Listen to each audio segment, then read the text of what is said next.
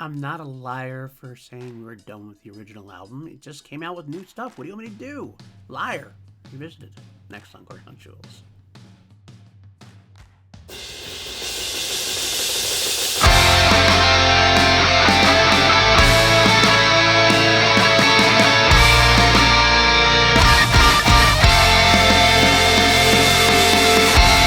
What's up, everybody? Welcome back to Crown Jewels. I'm your host, PLD, on the PLD Projects Network.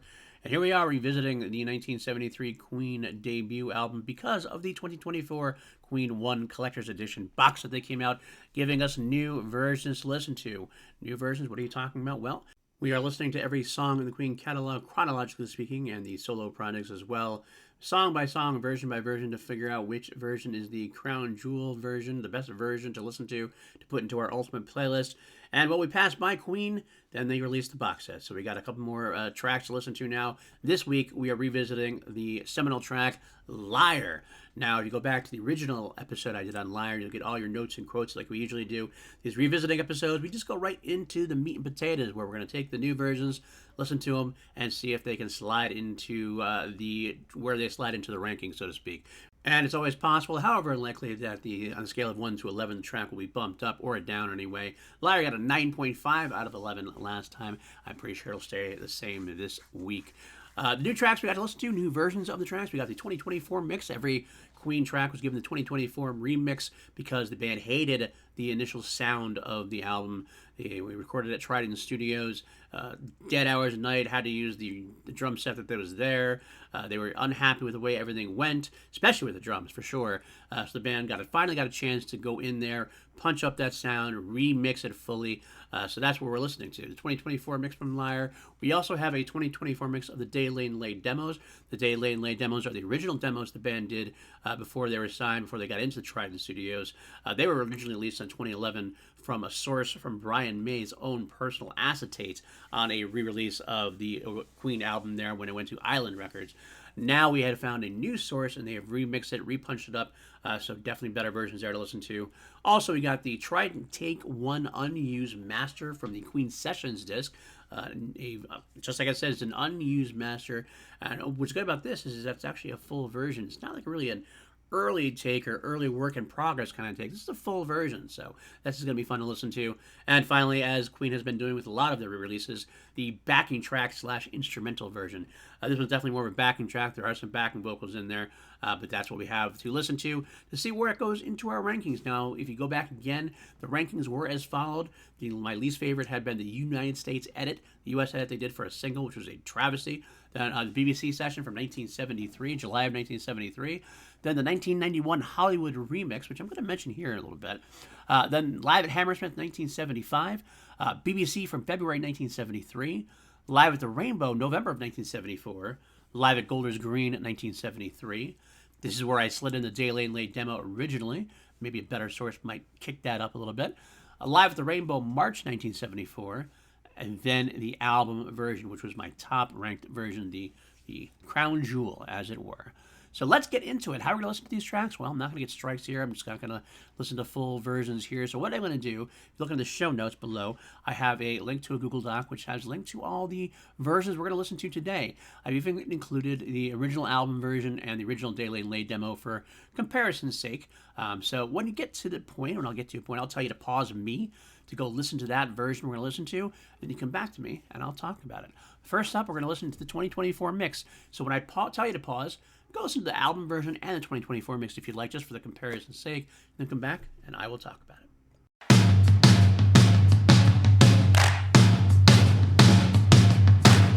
Alrighty, welcome back. Well, I gotta say, all the songs really did benefit in some way, shape, or form from the remix. It was definitely good to hear a lot of the new sounds come out.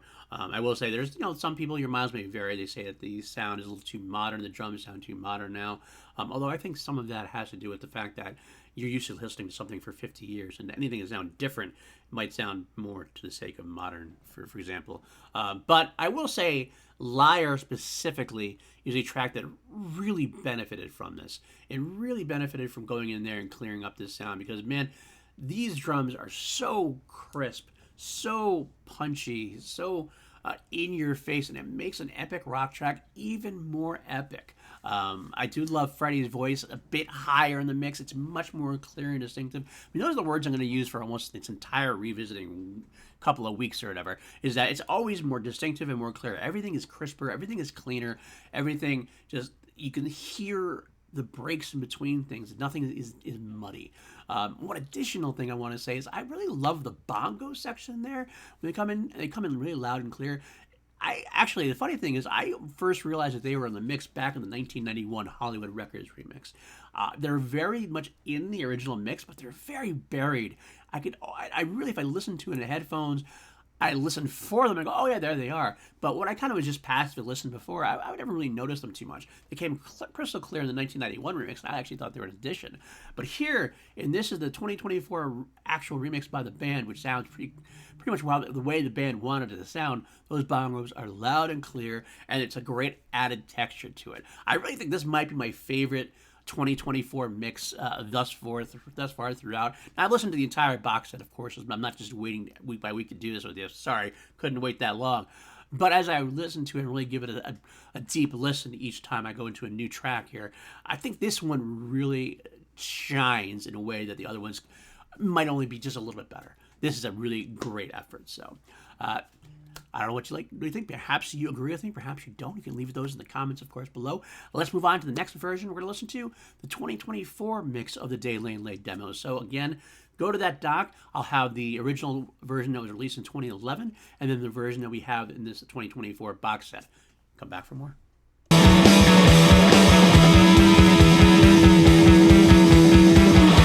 Welcome back. If you want to hear me talk about the differences between the Day Lane Late demo and the album version, that you can find on the original Liar episode of Crown Jewels. Here I'm going to talk about the differences between the 2024 Day Lane Late demo mix and the Day Lane Late demo 2011 mix. Basically, the 2011 version that was released during the release of the Queen catalog from Island Records, they used an acetate from Brian May's personal collection, and it had this crackling sound. And it was like originally, I'm not sure they didn't have it before, if they were trying to showcase it as like a demo. I'm not sure what the idea was. We don't need that here. We have a real full version. Starts at the full volume instead of fading in like we do in the acetate. Full Roger performances, and there's so much going on in this mix. It's so layered and so deep. The 8-minute long mix, extra guitar work, extra everything pretty much. It's more crisper, more cleaner. And one thing I want to specifically highlight, John's bass gets an absolute highlight. It's an absolute highlight here. In the run during that all day long jam session, it really comes crystal clear, and it's definitely one of the highlights of Day Lane Lane demos for sure. I like it. I'm so glad we got these. The 2024 mixes. I honestly, when I heard that this was going to be a release on this box set collection edition, I wasn't looking forward to it too much because I knew we had them from before. I didn't realize how different it would be and how much crisper it would be. It is like night and day, to be completely honest with you. So a very worthy addition to the box set. Glad we got it. And yeah, there we go. All right, let's listen to the next version we're going to listen to from the box set.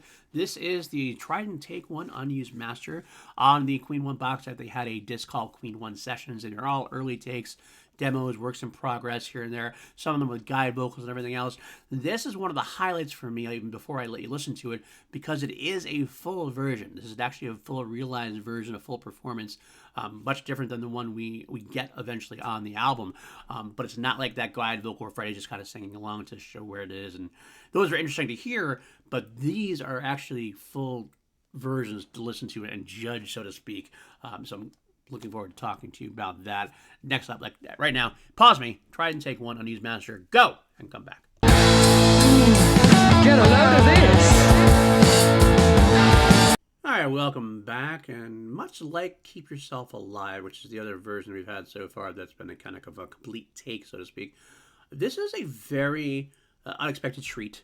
It's a fully realized version, and it's surprisingly a very busy version, much like Keep Yourself Alive. It seems like they went from the Day Lane Lane demos and the early demos, and they tried to do a whole lot of everything, throwing the kitchen sink in there. Freddie is very playful, a lot of different extra vocals in there, a lot of different extra, even like ad-lib type stuff, get a load of this and stuff like that. There's a lot going on, but it actually is kind of fun, I gotta say. It's not entirely good for the song, because the song is kind of a harder rock kind of kind of a loud, proud, growly, kind of angry song, and the busyness actually makes it more fun.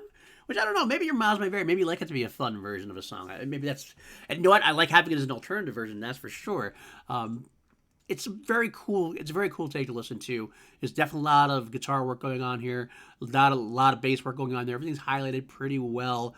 I could see why they decided this wasn't the definitive version of the song, though. It's definitely much less edgy than the final version would be. But I do like it a lot. I do like to listen to it a lot. Hope you did too. So, all right, one last verse to listen to before we decide where everything's going to slide into the rankings. We got the backing track to listen to. Hit it, come back for more.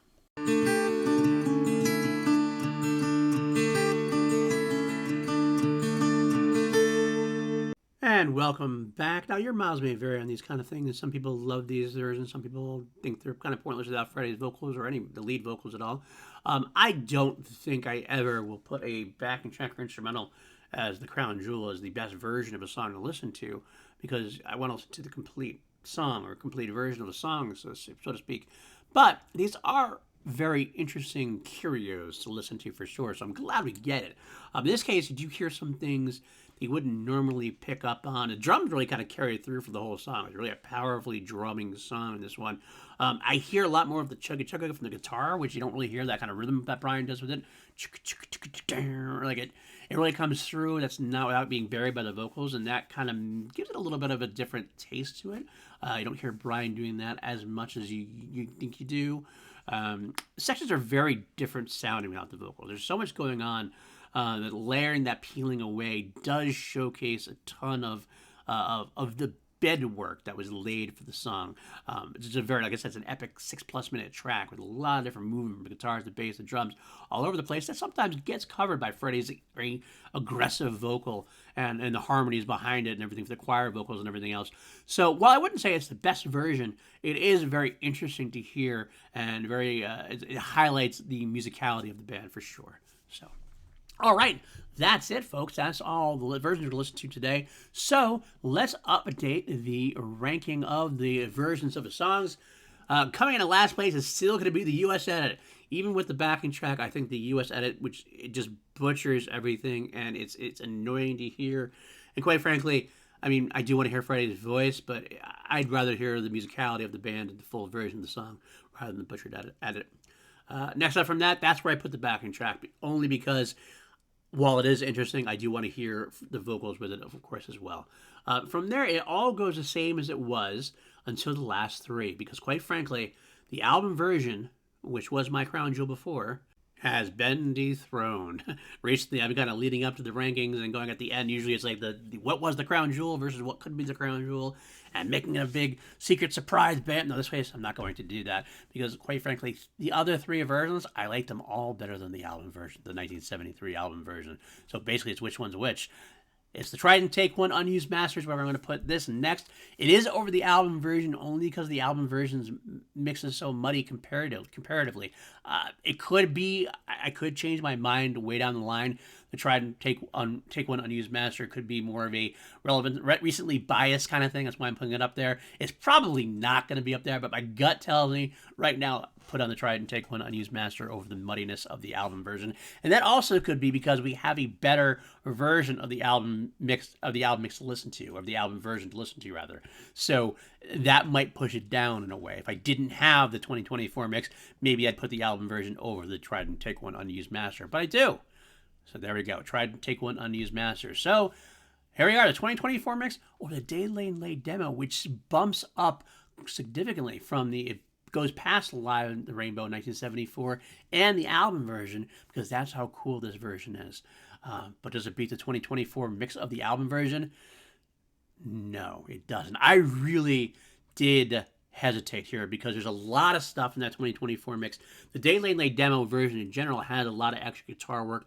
A lot of the guitar solo that Brian has been building up through has made its way through a lot of tracks throughout the years before settling in Britain rock. But at the end of the day, the album version has a specialness to it, and now with those punchy drums and that big bass sound and big guitar sound, it's really tough to beat. Although, quite frankly, if you told me you liked the Day Lane Late demo better, or the 2024 version better, I could see it too. And like, next week I could go back and say, you know what, I'm going to listen. I'm going to make that the crown jewel. But for this week and for this listening, for this ranking, the 2024 mix of the album version is where it's at. That is my crown jewel. All right, folks, that's going to do it for us this week. Thank you so much for checking in here. If you like it, subscribe, leave comments, leave ratings on the audio side of things. I do a Patreon at patreon.com/PLD Projects. Got a great crew there. Austin Goodell, Brendan Buckingham. I do usually put crown jewels up early there because I record them a lot earlier in the week than they debut on the YouTube channel and on the audio side of things. So that's one way to get an early version of Crown Jewels. If you can't join me on Patreon, I fully understand that. Of course, times are tight. But you can always, like I said, help us fight that almighty evil algorithm by commenting, liking, subscribing, all that good stuff. Let me know what you think about this. What's your favorite Queen version of Liar? What do you want to see on the channel besides Crown Jewels? I might expand at some point. I have some ideas that I might either do on a separate show, or I might wait till I'm done with Crown Jewels and then continue on Crown Jewels in a different fashion. I don't know. Got a lot of ideas boiling around in my head. But that's it for this week in Queen 1. We're going to continue revisiting Queen 1 next week, going with The Night Comes Down, which the band likes so much they put it out as a single to promote the box set. We got 4 versions to listen to there: the 2024 mix, the Day Lane Late demo 2024 mix, takes 1 and 2 with guide vocal and a backing track, and we'll see how that compares to the original album version and the Day Lane Late demo version. So there we go. We will see you next week here on Crown Jewels. Until then,